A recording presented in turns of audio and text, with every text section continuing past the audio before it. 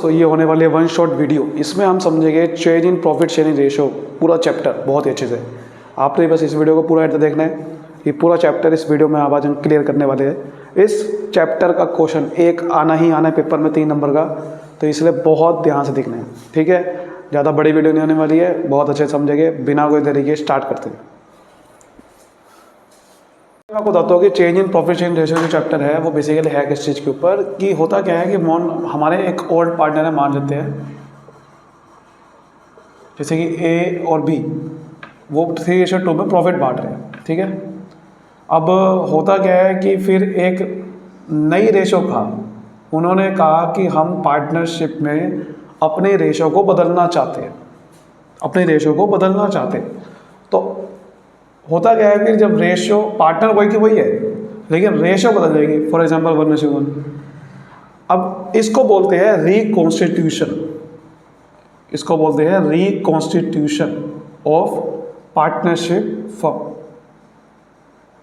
Partnership firm का reconstitution का मतलब होता है जब पार्टनरशिप के अंदर जब एग्रीमेंट को चेंज कर देते हैं, पुराना एग्रीमेंट बदल गया, बंद हो गया और नया एग्रीमेंट बन गया, तो रिकॉन्स्टिट्यूशन में आता है।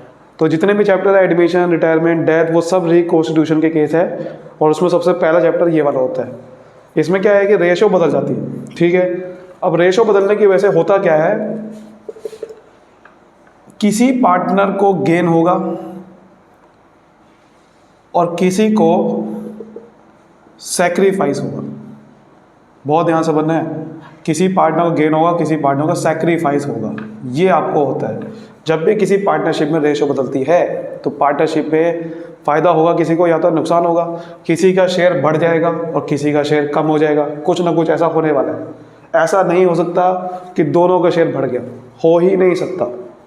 अगर 2 बंदे हैं और रेशो बदल रही है, तो इसका मतलब साफ है या तो ना तो किसी को फ़ायदा नुकसान होने वाला है, या फिर अगर किसी को फ़ायदा होगा तो दूसरे को नुकसान पक्का होगा। आप यहाँ पर चेक कर सकते हो। और वो नुकसान पता करने के लिए आपके सामने 2 रेशो होती है। सैक्रिफाइसिंग रेशो भी निकाल सकते हो, गेनिंग रेशो भी निकाल सकते हो। हम सैक्रिफाइसिंग रेशो समझते हैं। सैक्रिफाइसिंग रेशो का मतलब नुकसान किन किन को हुआ, तो उसका फॉर्मूला है old share minus new share. अगर आपको ये पता करना है कि नुकसान किन किन को हुआ, तो सैक्रिफाइसिंग रेशो का फॉर्मूला लगा सकते हो। या फिर अगर आपको ये समझना है गेन किस किस को हुआ, तो फिर ये फॉर्मूला है गेनिंग रेशो का। न्यू शेयर, नया शेयर में से पुराना शेयर माइनस कर दो, तो आपको समझ में आ जाएगा गेन किसका हुआ। समझ आ रही बात। अब देखो यहाँ पर, अगर मुझे यहाँ पर मैं ये फॉर्मूला लगाता हूँ सैक्रिफाइसिंग वाला, तो मैं बताना चाहता हूँ कि ए को सैक्रिफाइस हुआ या नहीं हुआ। ए सैक्रिफाइस, पुराने में से नए को माइनस करना है। पुराना शेयर कितना है, ए का 3/5 और नया है 1/2। एलसीएम लेंगे 6 - 5, 1/10 आ गया इसका। और अगर मैं देखना चाहता हूँ बी को सैक्रिफाइस हुआ कि नहीं हुआ, अब देखो ध्यान से, मैं यही कहना चाह रहा हूँ कि अगर इसको सैक्रिफाइस हुआ है ए को, तो बी को पक्का गेन हुआ होगा उतना ही। देख सकते हो आप, बी को देखो, बी का शेयर कितना पुराना 2/5 और नया है 1/2। एलसीएम 10 आ गया, 4 - 5, देखो माइनस का 1/10 आ रहा है। जब सैक्रिफाइसिंग रेशो में कोई चीज़ किसी का शेयर माइनस में आ रहा है, तो इसका मतलब उसका पुराना शेयर छोटा है, नया बड़ा है, यानी कि गेन हुआ है। इसे गेन हुआ है, माइनस की जगह क्या ले सकते हो, गेन ब्रैकेट में। इसका मतलब इसको गेन हुआ। तो आप देख सकते हो कि इसको 1/10 अपना शेयर सैक्रिफाइस करना पड़ा और इसको अपना गेन करना पड़ा। तो हम चाहते हैं कि पार्टनरशिप में ना तो किसी को गेन हो ना सैक्रिफाइस हो, तो इसलिए हम क्या करना चाहते हैं, हम गेनिंग वाले से स्टार्टिंग पहला ट्रीटमेंट ये है गुडविल का। हम क्या करेंगे कि गुडविल का ट्रीटमेंट में ये करने वाले हैं कि जिसको फ़ायदा होने वाला है फ्यूचर में रेशो बदलने की वजह से, तो रेशो बदलने के वक्त ही मैं उससे जितना भी फ़ायदा होने वाला है उससे वो ले लूँगा और सैक्रिफाइसिंग को दे दूँगा। और जब फ़ायदा होने वाला है किसी को, तो फ़ायदा कैसे लूँगा उससे, जब भी किसी पार्टनर से लेना है तो उसका पार्टनर्स कैपिटल अकाउंट डेबिट कर दूँगा। तो gaining partners capital account debit कर दूँगा। गेनिंग वाले से लेना है क्योंकि हम नहीं चाहते कि फ्यूचर में किसी को गेन हो, और सैक्रिफाइसिंग को दे देना है। तो gaining partner capital account debit to sacrificing partners capital account. तो हम ये करने वाले हैं कि गेनिंग से लेके सैक्रिफाइसिंग को देंगे, ताकि हम चाहते हैं कि गेनिंग को किसी को गेन ना हो, किसी को सैक्रिफाइस हो। इसमें अब ट्रीटमेंट ऑफ गुडविल आता है। आपने अब बेसिक कॉन्सेप्ट समझ लिया है कि यानी कि हम ये करने वाले हैं कि गेनिंग वालों से लेके सैक्रिफाइसिंग को दे देंगे, और गेनिंग सैक्रिफाइस निकालना है सैक्रिफाइसिंग रेशियो से, या फिर गेनिंग रेशियो भी निकाल सकते हो, बात वही है, निकलेगा वही। ठीक है, तो गुडविल का ट्रीटमेंट ये है कि सबसे पहले ना कई बार आपको हो सकता है कि पहले से कोई एग्जिस्टिंग गुडविल दे के रखे, मतलब बैलेंस शीट में या फिर क्वेश्चन में बता देगा कि पहले से गुडविल की वैल्यू है, मान लो कुछ भी, ठीक है, कोई भी एग्जिस्टिंग गुडविल है। तो होता क्या है कि एग्जिस्टिंग गुडविल को सबसे पहले आपको रिटर्न ऑफ करना पड़ता है, राइट ऑफ करना पड़ता है, क्योंकि अकाउंटिंग स्टैंडर्ड हमारा ये कहता है कि गुडविल को पुराने गुडविल का ट्रीटमेंट नहीं करना, हमें जो एक्चुअल में नई गुडविल है उसका ट्रीटमेंट करना है। ठीक है, तो एग्जिस्टिंग गुडविल को पहले हटाना है, और ट्रीटमेंट जो करना होता है वो नई गुडविल का करना होता है। जब क्वेश्चन में लिखा होगा ना नई गुडविल वॉज वैल्यूड एट, इस तरह से लाइन लिखी होगी, अगर ऐसे लाइन लिखी है वो नई गुडविल है, उसका ट्रीटमेंट होता है गेनिंग टू सैक्रिफाइस वाला, gaining to sacrificing partner capital account. ठीक है, करंट अकाउंट भी हो सकता है, अगर करंट अकाउंट है तो मतलब कैपिटल फिक्स है तो करंट अकाउंट से एडजस्टमेंट होगा, वरना गेनिंग।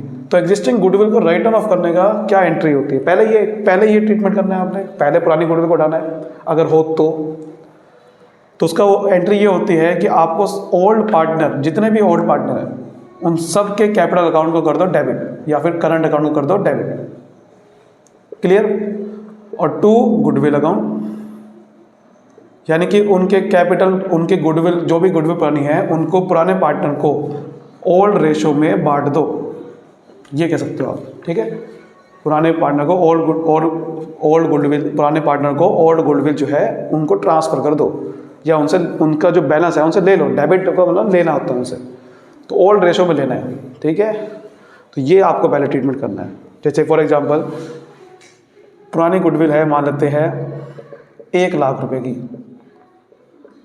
ए और बी पार्टनर है, 3:2 में प्रॉफिट बांट रहे हैं, और नई रेशो होने वाली है 1:1। क्लियर?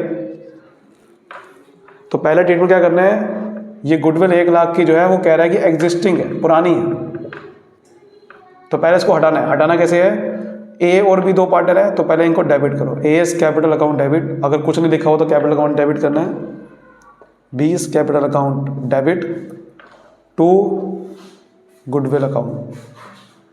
गुडविल कितने की है, 1,00,000 की, तो इसको कौन सी रेशो बांटना है, पुरानी रेशो में 3:2 है, यानी कि 3:2 में बांटोगा तो 60,000 और 40,000 आ जाएगा। ठीक है, फिर आपको ट्रीटमेंट करना है नई गुडविल का। मान लेते हैं कि मैंने क्वेश्चन में ये कहा है कि नई गुडविल है, या फिर ऐसा लिखा हुआ goodwill was valued at 5,00,000 rupees, ऐसे लिखा हुआ है। अब इसका ट्रीटमेंट करने के लिए पहले आपको ये पता होना चाहिए गेनिंग कौन कर रहा है, सैक्रिफाइसिंग कौन कर रहा है। तो उसके लिए क्या करना है, आपको एक वर्किंग नोट बनाना है। कैसा वर्किंग नोट बनाना है, सैक्रिफाइसिंग रेशियो का।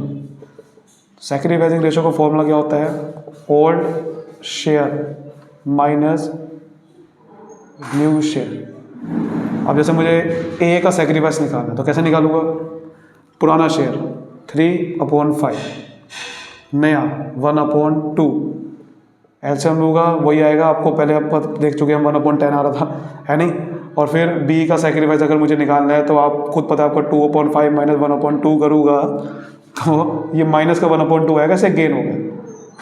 तो क्या करना है कि हमें जितने का गेन होने वाला है उससे लेना है, और जितने का सैक्रिफाइस होने वाला है उसको देना है। तो गुडविल कितने की है, 5,00,000 की, 5,00,000 का 1/10 गेन होगा उससे, यानी कि 50,000 रुपये। तो हमें बी का कैपिटल अकाउंट, क्योंकि बी को गेन होने वाला है, उसे डेबिट करना है, क्योंकि मैंने क्या बताया था, गेनिंग टू सैक्रिफाइस। तो बी कैपिटल अकाउंट 5,00,000 का 1/10, 50,000 रुपये डेबिट करूँगा। ठीक है, तो 20 कैपिटल का 50,000 से हो गया, और ए का भी आप 1/10 ही निकालोगे तो 50,000 ही आएगा। वो तो कॉमन सेंस की बात है कि 50,000 जब इसका है, इसको गेन हुआ तो दूसरे बंदे को 50,000 का ही सैक्रिफाइस ही होगा। ठीक है, इस तरीके से करना होता है। उम्मीद करता हूँ आपको ये तो समझ में आ गया होगा। ठीक है, गुडविल का ट्रीटमेंट। चलिए हम नेक्स्ट ट्रीटमेंट समझते हैं। देखो, इस वीडियो में मैं क्वेश्चंस नहीं बताने वाला हूँ, मैं इस वीडियो में कॉन्सेप्ट समझाने वाला हूँ, क्योंकि क्वेश्चंस के वीडियो हम कुछ कभी दूसरी वीडियो में रखेंगे, इस वीडियो में कॉन्सेप्ट आपको क्लियर होना चाहिए। ठीक है, तो अगला इसमें जो आता है वो आता है accounting treatment, accounting treatment of reserves. Reserve का कैसे ट्रीटमेंट होगा, ठीक है, एक्यूमुलेटेड प्रॉफिट्स, एंड लॉसेस। तो ये जो ट्रीटमेंट्स हैं ये कैसे होते हैं?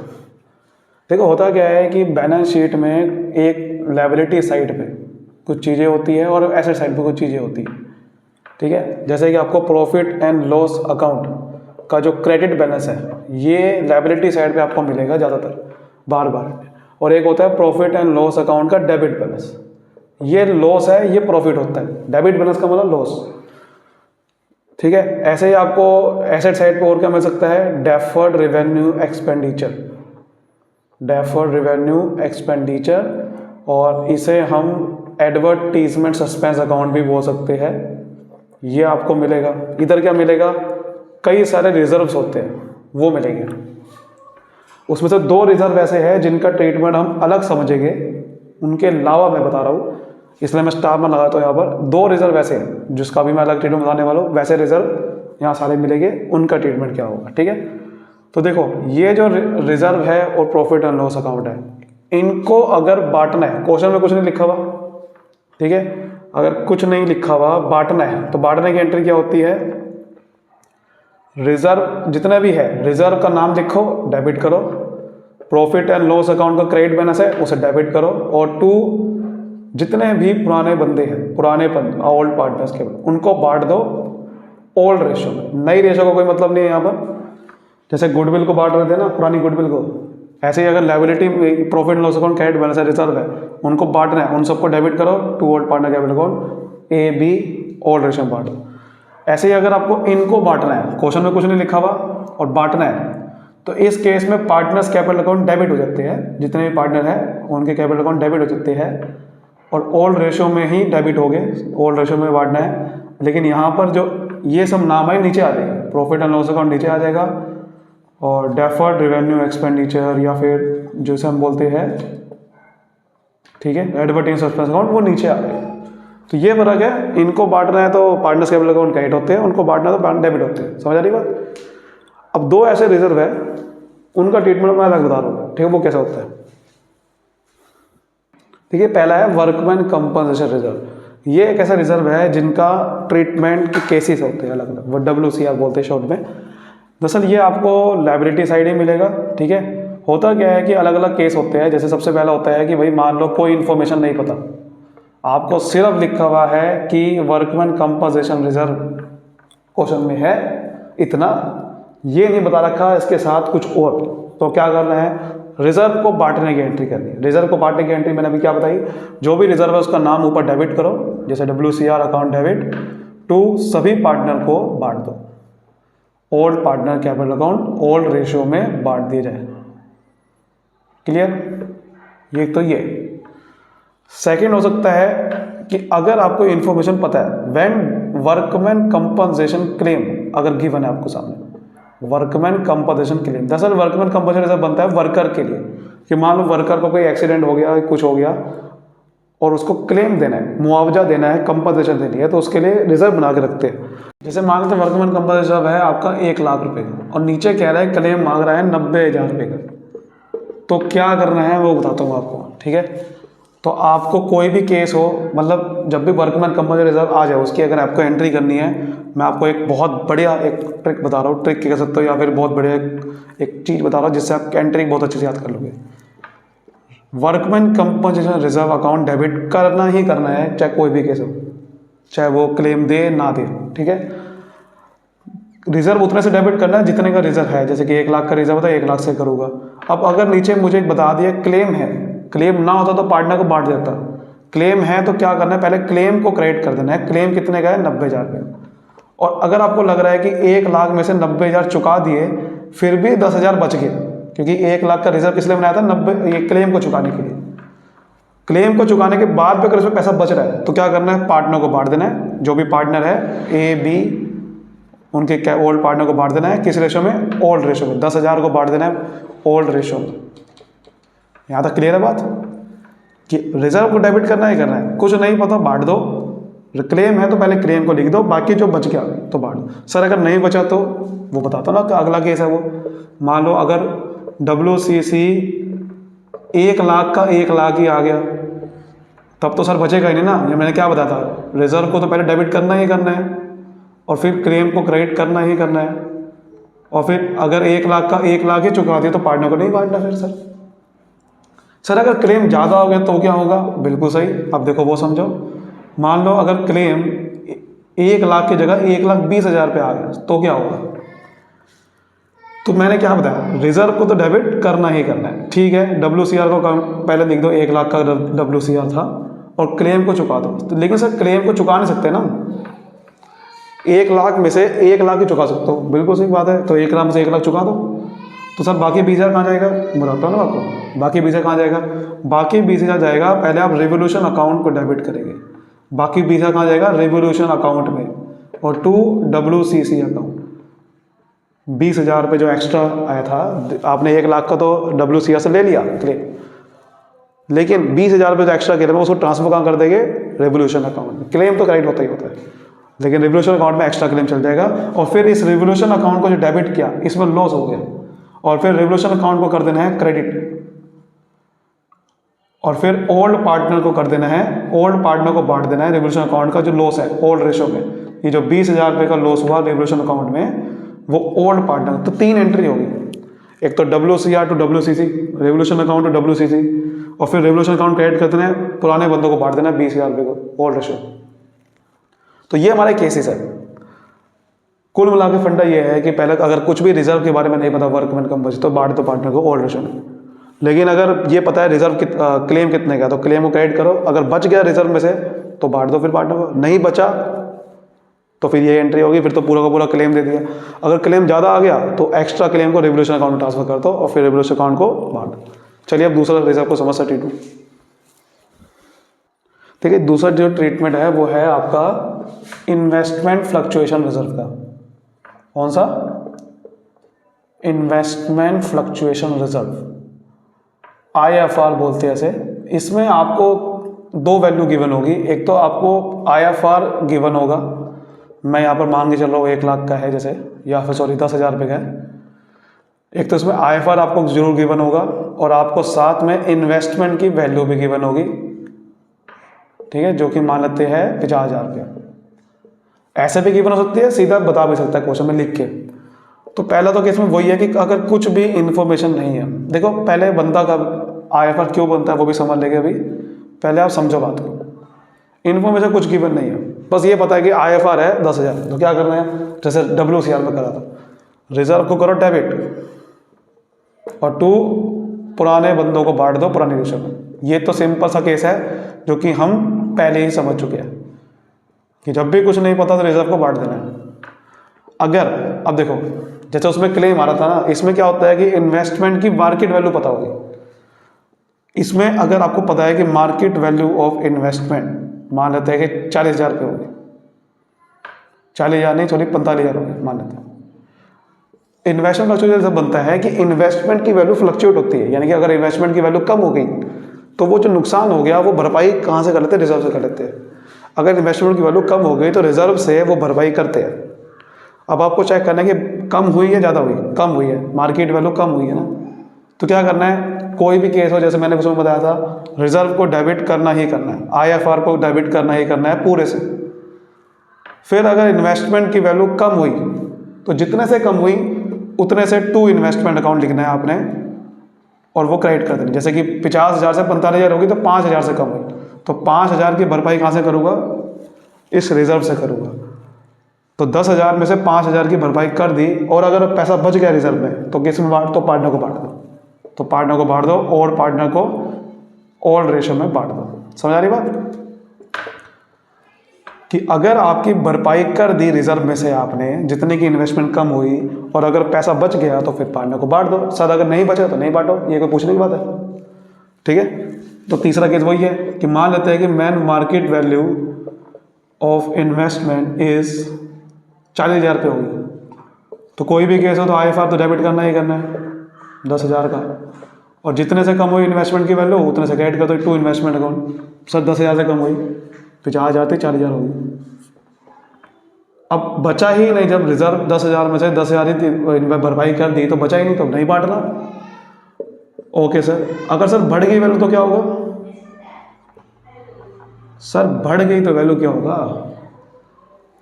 सर एक और चीज़ है, घट गई लेकिन ज़्यादा घट गई, मान लेते हैं कि 40,000 नहीं हुई, 30,000 पे हो, तब क्या होगा?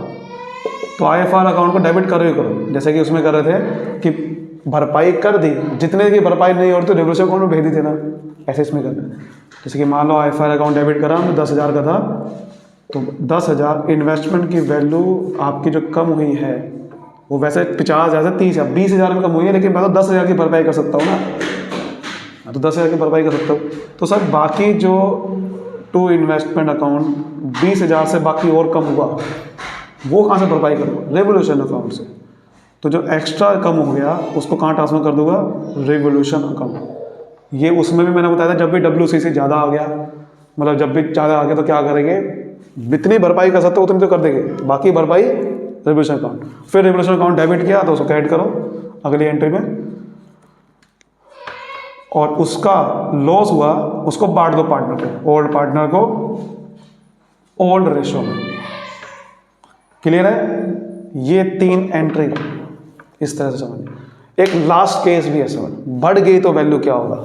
याद मैंने बता दिया कि कुछ नहीं लिखा तो ये करना है, घट गई तो ये करना है, पूरी घट गई तो ये करना है, ज़्यादा घट गई तो ये करना है। अब बढ़ गई तो क्या करना है, हम उसको समझते हैं। देखिए ये एक रिवीजन वीडियो है, अगर कुछ लोग सोच रहे होंगे कि मैं फटाफट क्यों बता रहा हूँ, ये रिवीजन वीडियो है। वन शॉर्ट वीडियो में आपको सोचोगे मैं डिटेल में बताऊँगा एक चीज़, ऐसा नहीं है। इसकी मैंने एक सेपरेट वीडियो बना रखी है, आप जाके दे सकते हो। WCR की मैंने सेपरेट वीडियो बना रखी है, आप जाके दे सकते हो। क्योंकि ये वन शॉट वीडियो है तो इसमें मैं आपको डिटेल में ज़्यादा नहीं बताऊँगा, इसलिए आपको पता होना चाहिए थोड़ा सा। मान लेते हैं कि मार्केट वैल्यू इन्वेस्टमेंट की 55,000 पे हो, बढ़ गई, तो मैंने आपको बताया था IFR का इस्तेमाल करते हैं जब वैल्यू इन्वेस्टमेंट की घट गई हो, ना कि बढ़ गई हो। तो IFR का कोई मतलब नहीं है इस केस में। IFR तो पूरा बांट दो पार्टनर को। IFR अकाउंट डेबिट 10,000 और to old partners capital account 10,000 old ratio में बांट दो, ठीक है। तो IFR का कोई रोल नहीं होता जब इन्वेस्टमेंट की वैल्यू बढ़ गई हो, रोल तब होता है जब घट गई हो, समझ आ रही बात? तो IFR तो पूरा बांट दो, अब जो बढ़ गई है ना उसको रेवोल्यूशन अकाउंट में भेज दो, ये करते हैं। यानी कि कितने से बढ़ गई है, 50,000 से 5,000 की बढ़ गई है ना, तो इन्वेस्टमेंट अकाउंट डेबिट होता है। जब बढ़ गई हो वैल्यू तो डेबिट होता है, 5,000 से बढ़ गई है, और उसको कहाँ भेज देंगे? रेवोल्यूशन अकाउंट में, टू रेवोल्यूशन अकाउंट। समझ आ रही बात? घट गई हो तो रोल होता है IFR की भरपाई करते हैं, फिर उसमें से बढ़ गई हो तो IFR तो पूरा बांट दो, जितने से बढ़ गए इन्वेस्टमेंट उसको रेवोल्यूशन अकाउंट भेजो। फिर रेवोल्यूशन अकाउंट क्रेडिट है, यानी कि प्रॉफिट हुआ वहाँ पर, तो रेवोल्यूशन अकाउंट को करो डेबिट। फिर तीसरी एंट्री में रेवोल्यूशन अकाउंट करो डेबिट, और टू पुराने पार्टनर को बांट दो। जब भी रेवोल्यूशन अकाउंट आएगा तो वो पार्टनर को बटेगा ही बटेगा, जैसे जितने का हुआ 5,000 का हुआ तो 5,000 हुआ। तो ये वाला बहुत ध्यान से बनना है कि बढ़ गई है तो ये करते हैं। अब लास्ट इसका केस है, मतलब एक केस और है, उसको समझ लेते जरा। देखिए कई बार क्या होता है कि आपको एडजस्टमेंट एंट्री पास करनी होती है कि कोई रिजर्व या कोई एक्यूमुलेटेड प्रॉफिट लॉस को नहीं बांटना, उसकी एडजस्टमेंट एंट्री पास करनी है। अगर क्वेश्चन में लिखा है ना एडजस्टमेंट एंट्री पास करो, मान लो वो आपको कह रहा है कि आपको रिजर्व भी दे दिए, आपको प्रॉफिट एंड लॉस अकाउंट भी दे दिया जिसका क्रेडिट बैलेंस है आपको, एक तो ये आपको पता है, और दूसरा आपको ये पता है कि प्रॉफिट एंड लॉस अकाउंट का डेबिट बैलेंस भी है, आपको डेफर्ड रेवेन्यू एक्सपेंडिचर दे दिया, क्लियर, या फिर एडवर्टीज सस्पेंस अकाउंट जिसे बोलते हैं। तो इस तरीके से आपको ये चीज़ें पता है। तो अगर इनको क्वेश्चन में कह रहा है कि बांटना नहीं है, या फिर ये कह रहा है कि एग्जिस्ट, ये जो रिजर्व वगैरह है ना, ये बैलेंस शीट में वैसे का वैसे ही रखो, इसको बांटो मत, इसका बैलेंस वैसे का वैसे ही शो करो इन सबको। तो क्या करना है, एडजस्टमेंट एंट्री पास करनी है। एडजस्टमेंट एंट्री का मतलब ये होता है कि वही जो मैं आपको स्टार्टिंग में बताया था कि सैक्रिफाइसिंग रेशियो से पता करो गेनिंग और सैक्रिफाइस किसको हो रहा है, और फिर गेनिंग से लो, गेनिंग पार्टनर से लो, और टू सैक्रिफाइसिंग को दे दो। यानी कि सिंपली क्या करना है, जैसे गुडविल वाला ट्रीटमेंट था, बस वही ट्रीटमेंट करना है। गुडविल का ट्रीटमेंट क्या था कि गेनिंग टू सैक्रिफाइस मैंने निकाला, और फिर उसमें से गेनिंग, जैसे 5 लाख की गुडविल थी, 5 लाख में से गेन कितने का, 1/10, तो 50,000 दिया। ऐसे ही reserve, profit and loss account, credit balance को प्लस करो, और उसमें से शेयर निकालो गेनिंग का और सैक्रिफाइसिंग का। इसमें भी यही करना है, लेकिन इसमें एंट्री उल्टी हो जाती है। इसमें क्या होता है, क्योंकि ये डेबिट बैलेंस होते हैं तो इसमें सैक्रिफाइसिंग को गेन होता है, ना कि सैक्रिफाइसिंग से लेना होता है, ठीक है। सैक्रिफाइसिंग को गेन होता है इसमें, तो sacrificing partner capital account debit करना है, क्योंकि ये डेबिट बैलेंस है, लॉस है ये। जब भी लॉसेस होते हैं तो सैक्रिफाइसिंग से लेना होता है और गेनिंग को देना होता है, बस ये फ़र्क है और कोई फ़र्क नहीं। सैक्रिफाइसिंग से लेना है, इसमें गेनिंग को देना है। समझ आ रही बात, ये चीज़ करनी है। बाकी क्वेश्चन जब आप करोगे तो आपको समझ में आ जाए, ऐसा करना होता है। हाँ, कई बार क्या होता है कि आपको दोनों एक साथ दे दिया मान लो, और वो कह रहा है कि एक सिंगल एडजस्टमेंट ही करो, तो क्या करना है, तो सिंपल आपको क्या करना है मैं बताता हूँ। देखो, इसके बैलेंस होते हैं प्लस वाले, इसके होते हैं माइनस वाले। तो मान लेते हैं कि रिजर्व आपको पता है 1 लाख का है, और आपको profit and loss account debit balance पता है 50,000 का। तो मैंने क्या बताया, ये वाले माइनस के बैलेंस होते हैं, तो माइनस कर देना है इसको पहले। तो अगर प्लस माइनस करने के बाद, प्लस में से माइनस करने के बाद नेगेटिव बैलेंस नहीं आ रहा, पॉजिटिव आ रहा है, तो फिर ये वाली एंट्री करनी है। और अगर इन सबको प्लस में से माइनस करने के बाद नेगेटिव पे बैलेंस आ रहा है, तो फिर ये वाली एंट्री करनी है। सिंगल एडजस्टमेंट एंट्री ऐसे होती है, ठीक है। तो ये आपको सब कुछ उनको प्लस करो, माइनस कर दो ये वाले बैलेंसेस, और फिर देख लो भाई ये पॉजिटिव प्लस में आ रहा है तो ये करो, माइनस में रहती है, ठीक है। मैं रेवोल्यूशन अकाउंट वाले एक बता देता हूँ कुछ एंट्रीज, क्योंकि वो भी आ सकता है पेपर में, तो वो उसको समझ लेते हैं। देखिए क्या होता है कि जब भी कोई रेशो बदलती है तो फिर हमें अपने एसेट्स और लायबिलिटी की वैल्यू को रीवैल्यू करना पड़ता है, रीअसेसमेंट करना पड़ता है, और फिर वही करना पड़ता है कि भाई इसमें एक तरीका होता है कि आप जो भी रिवोल्यूशन अकाउंट, जो हम कह रहे थे अभी रिवोल्यूशन अकाउंट डेबिट कर दो, तो रिवोल्यूशन अकाउंट बनाना पड़ता है। रीअसेसमेंट जब करते हो तो रिवोल्यूशन अकाउंट बनाना पड़ता है, यानी कि जब एसेट की वैल्यू घटी बढ़ी, उसकी वजह से आपको फ़ायदा नुकसान कितने का हुआ, तो वो फ़ायदा नुकसान निकालने के लिए हम रिवोल्यूशन अकाउंट बनाते हैं। रिवोल्यूशन अकाउंट कैसे बनता है, पर्टिकुलर्स, डेबिट, क्रेडिट। मेन आपको फंडा समझना है कैसे होता है। देखो, जब भी रिवोल्यूशन अकाउंट में कोई भी नुकसान हो रहा है तो इस साइड पे आएगा, और जब भी कोई फ़ायदा हो रहा है आपको तो इस साइड पे आएगा। यानी कि आपको एसेट की वैल्यू घटी, जितने से घटी यहाँ लिखो, उस एसेट का नाम फर्नीचर अकाउंट, स्टॉक अकाउंट, कुछ भी है। अगर कोई लायबिलिटी की वैल्यू बढ़ी तो भी यहाँ आएगा, क्योंकि नुकसान है आपके लिए। अगर कोई अनरिकॉर्डेड लायबिलिटी आई तो भी नुकसान है, क्योंकि लायबिलिटी एक नुकसान होता है। समझ आ रही बात। एसेट की वैल्यू जितने से बढ़ी, यहाँ लिखो एसेट अकाउंट जो भी है, एसेट करके जितने से बढ़ी, क्योंकि फ़ायदा है। लायबिलिटी घटी तो भी फ़ायदा होता है, तो लायबिलिटी घटेगी तो इधर आएगा। अनरिकॉर्डेड एसेट है तो ये भी फ़ायदा आपके लिए यहाँ आएगा। उसके बाद जो भी प्रॉफिट और लॉस होता है, ये साइड बढ़ी आई तो प्रॉफिट हुआ तो बांट देना होता है, to gain on revaluation transfer to capital account, और लॉस हुआ तो इधर आता है by loss on revaluation transfer to capital account. पुराने बंदों को पुरानी रेशो में बांट देना होता है। एंट्रीज होती ये है कि देखो इस तरह से एंट्री बनेगी, revaluation account debit, revolution account debit, और टू जो जो इस अकाउंट में यहाँ पर टू साइड पे आएगा वो नीचे यहाँ पर टू साइड पर आ जाएगा। जैसे कि टू एसेट, जो भी एसेट घटा, और फिर टू लायबिलिटी, अगर कोई लायबिलिटी बढ़ी, और टू अनरिकॉर्डेड लायबिलिटी। समझ रहे हो। एंट्री रिवोल्यूशन अकाउंट को देख के बनानी है आपने, कि अगर कोई एसेट घटा तो उसकी एंट्री क्या बनेगी, revaluation account debit, to asset का नाम बनेगा, जैसे फर्नीचर अकाउंट। अगर कोई एसेट बढ़ा तो एंट्री क्या बनेगी, एसेट डेबिट हो जाएंगे, एसेट डेबिट हो जाएंगे जो भी बढ़ा, या लायबिलिटी घटी तो डेबिट हो जाएगा। अनरिकॉर्डेड एसेट है वो भी डेबिट हो जाएगा, और टू रिवोल्यूशन अकाउंट। क्लियर है।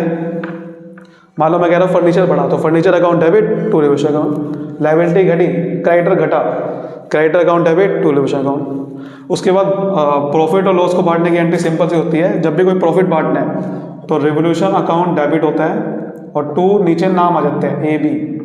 और अगर लॉस को बांटना है तो नाम ऊपर आ जाएंगे पार्टनर के, पाई एस capital account, B's capital account, to revaluation account. Clear, very good. अब देखो लास्ट समझ लो, जो कि यहाँ से क्वेश्चन बन सकता है। जो भी मैं आपको बताया यहीं से क्वेश्चन बनेगा पेपर में, या फिर अब यहाँ से क्वेश्चन बन सकता है। देखो कैसे, इसमें क्या होता है कि अगर वो कह रहे हैं कि ये असेसमेंट कर ली, एसेट लायबिलिटी की वैल्यू घट बढ़ रही है, लेकिन आपको उसमें एंट्रीज नहीं करनी, एडजस्टमेंट एंट्री करनी है। अब मैं आपको एडजस्टमेंट एंट्री पहले ही बता चुका हूँ, गेनिंग टू सेक्रीफाइस या फिर सेक्रीफाइसिंग टू गेन। देखो होता क्या है कि इसमें आपको अगर एडजस्टमेंट एंट्री करनी है तो आपको सिंपल क्या करना है, जैसे कि जो एसेट्स बढ़ा तो उसका बैलेंस प्लस में लिखना है। जैसे कि मान लो फर्नीचर बढ़ा 50,000 से, ठीक है, प्लस में लिखो। फिर वो कह रहा है अब अगर लायबिलिटी की वैल्यू घटी तो उसको माइनस कर देना। मान लो लायबिलिटी घटी, क्रेडिटर घटा 10,000 से, तो ब्रैकेट में तो माइनस कर दो। उसके बाद कोई भी एसेट घटा तो उसको माइनस में लिखो, ठीक है। एसेट घटा तो माइनस में आएगा ना।